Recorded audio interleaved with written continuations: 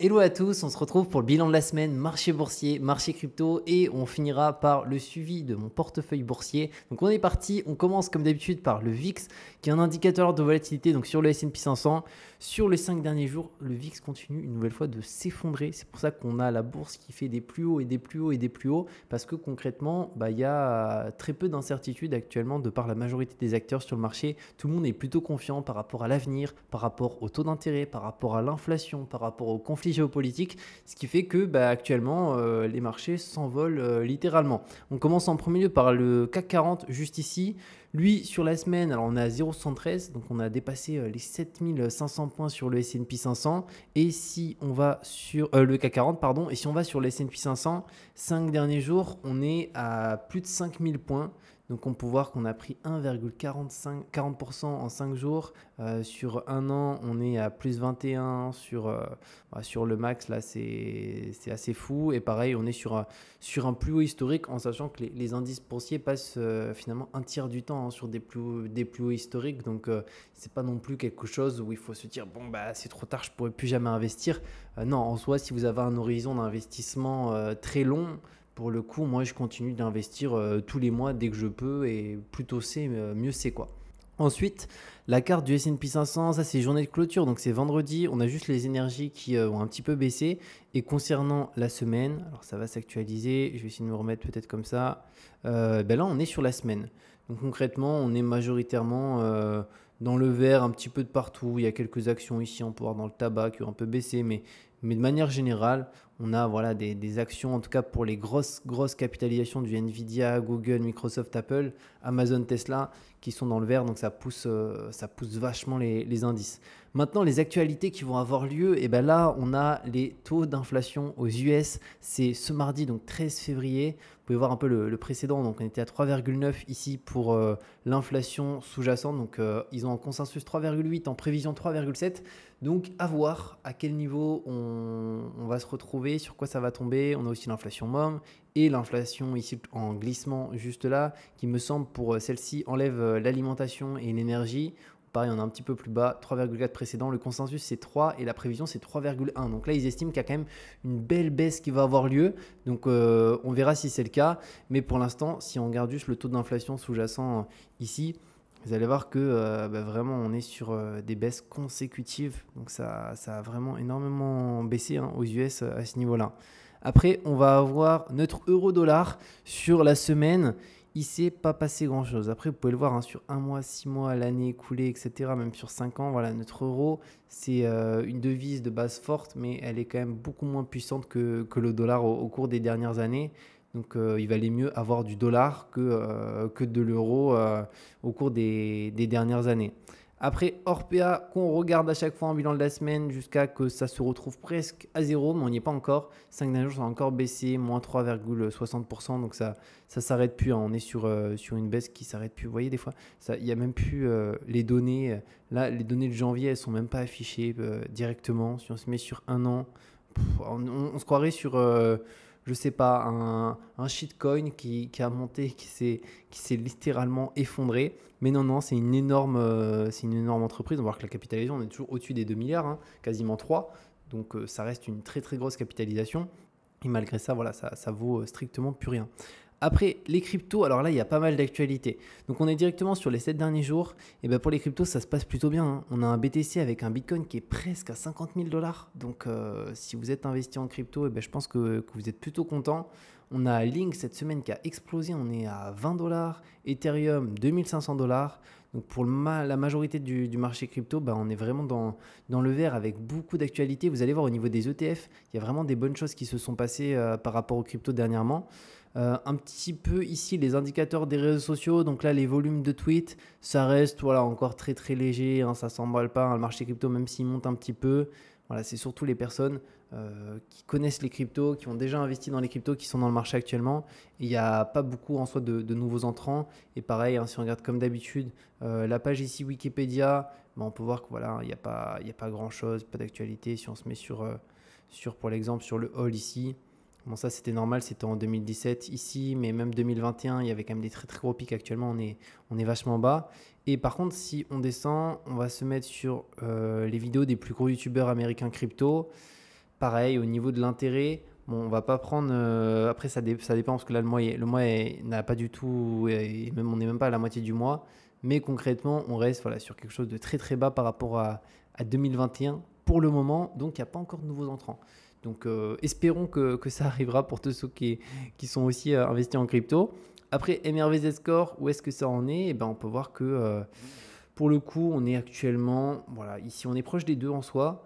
Et si on part du principe que ça suivrait un petit peu cette tendance au niveau des halvings, des bull runs qui a eu lieu au cours des précédentes années, si vraiment il y a un beau bull run, on pourrait arriver potentiellement jusqu'à 4 ici. Allez, même si on est un peu optimiste, allez, si on trace une droite, on serait peut-être allé même à 5. Juste ici, on serait dans des zones d'euphorie totale. Après, il faut faire attention, parce que des fois, ça monte assez fort les cryptos, comme actuellement à 48 000 $, mais ça peut repartir. On peut le voir dans une zone ici qui est très basse, par contre, qui est une zone d'achat qui est juste incroyable. Donc, on y était au bout d'un moment, on était dans la zone verte, qui était la meilleure zone d'achat. Actuellement, on en est là, ça peut très bien redescendre. Comme monter, donc au niveau de l'exposition, faites vraiment en fonction de votre patrimoine, vraiment ce qui vous correspond le mieux et par rapport à votre appétence au risque. Maintenant, ETF Bitcoin de BlackRock et Fidelity, donc le meilleur départ d'ETF depuis 30 ans, c'est assez incroyable par rapport à tous les autres ETF. Donc, on va le voir un petit peu plus bas. Ici, le IBIT, pour le coup, c'est l'ETF, donc du coup, ici de chez BlackRock, directement sur le Bitcoin. Et il y en a d'autres aussi. Il y a un ETF de ARK ici, donc ARK B, c'est ARK Bitcoin. Et il y en a encore d'autres. Donc ça a été vraiment un super départ. Donc c'est assez incroyable. QQQ, juste ici, il me semble que c'est un ETF, c'est sur le Nasdaq, c'est un énorme ETF aujourd'hui qui pèse des dizaines et des dizaines, et je crois que même c'est des centaines de milliards. Et qui est ici, qui est bien en dessous. Et on peut voir qu'il y a eu un très très bon lancement. Donc même si effectivement les cryptos se sont pas envolés, et c'était la prédiction de certains, au final c'est pas forcément un problème. On voit qu'il y a des personnes qui commencent à acheter, etc. Au sein de ce fonds et au sein d'autres fonds. Donc ça c'est vraiment juste excellent. Et encore une fois, il n'y a pas vraiment pour l'instant encore de nouveaux entrants. Donc c'est normal qu'au niveau des cryptos, on stabilise pendant un certain temps et ça peut rebaisser entre temps. C'est vraiment du long terme. Il faut attendre aussi un petit peu qu'il y ait le halving. Et aussi faire en sorte que voilà, les mineurs ont moins de récompenses pour aussi créer finalement un petit peu plus de difficultés à l'achat et que ça soit un petit peu plus compliqué en termes tout simplement d'achat de Bitcoin, de crypto. Et ça va être le cas aussi souvent quand il y a Bitcoin qui part, Ethereum un peu derrière, et après les alts, et après même les shitcoins, etc. à la fin qui finissent le bal. FTX ici, donc cet échange, donc vous savez, c'est l'échange qui a fait faillite avec le fondateur qui a fait n'importe quoi avec les fonds des clients. Et pour le coup, visiblement, il y a une partie des clients qui sera remboursée. Par contre, l'exchange, il ne sera jamais relancé. Il y avait encore leur token qui était listé, le FTT, et pour le coup, il s'est effondré littéralement. Donc au bout d'un moment, il avait monté pas mal de temps parce qu'il y avait des rumeurs comme quoi FTX allait reprendre, ça allait devenir une belle plateforme, etc. Bon, ça va être compliqué avec la perte de confiance qu'il y a eu et le nombre de personnes qui ont perdu de l'argent. Mais du coup, en moins de 2 minutes, voilà, ils ont perdu 23%. Non, là, augmenté de 23%. Donc ça, c'était une période où il y avait eu finalement des rumeurs comme quoi ça pouvait reprendre. On peut voir qu'ici, là, du coup, la décision a été prise par un avocat. Donc, perte de 35% en 1 heure. Donc, c'est passé de 3,25 à 2,10.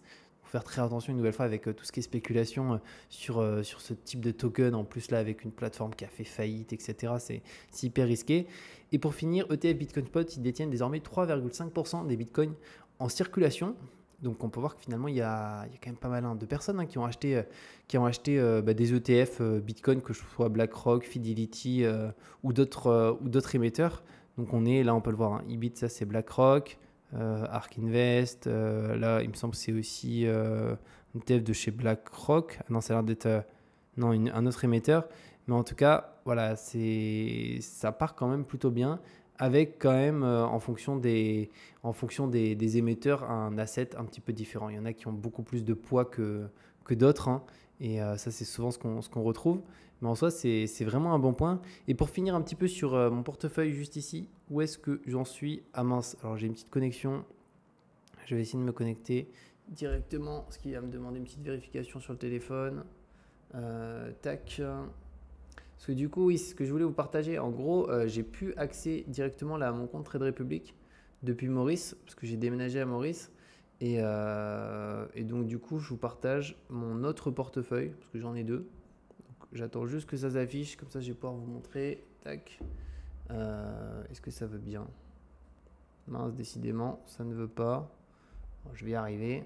Authentification réussie. Ok, normalement ça devrait s'afficher parce qu'Interactive Broker est disponible ici à Maurice pour l'exemple. Alors du coup, je vais aller sur le portefeuille. Et là, on peut voir un petit peu ce que ça a donné sur la semaine. Donc sur la semaine, on est à 1,29. Si on regarde un peu le S&P 500, bah, je suis sur un ETF S&P 500 hein, au niveau de ce portefeuille. Donc sur les 5 derniers jours, on est à 1,40. Voilà, si on se met depuis sur un an, on est à combien? 21,50. Encore une fois, c'est un portefeuille très simple. Moi, je trouve que vraiment en bourse, plus c'est simple, mieux c'est. C'est juste pour faire fructifier son patrimoine, la bourse. Pour moi, c'est vraiment pas un moyen aujourd'hui de s'enrichir en soi, même si sur le très long terme, c'est intéressant. Et sur un an, 26%. Donc, on a fait un peu mieux que le S&P 500, enfin que l'indice qu'on a vu précédemment. Et pour ceux que ça intéresse, l'ETF que j'ai, c'est celui-ci. Hein, c'est le plus gros ETF de chez Blackshare de chez iShares, pardon, avec un gros encours. Il y a 0,07% de frais à ce niveau-là. Donc là, sur un an, bah, effectivement, ça fait un gros montant. Hein. Ça fait plus de 25 000 euros de plus-value sur un an. Donc quasiment du 2 000 euros par mois. Après, voilà, ça peut encore baisser, etc. Moi, si ça baisse fortement, bah, c'est une meilleure chose. Je pourrais vraiment y aller plus fort et investir davantage. Mais voilà un petit peu par rapport à tout ça. N'hésitez pas, si vous avez des questions, à les mettre en commentaire. On se retrouve de toute manière très bientôt pour de nouvelles vidéos.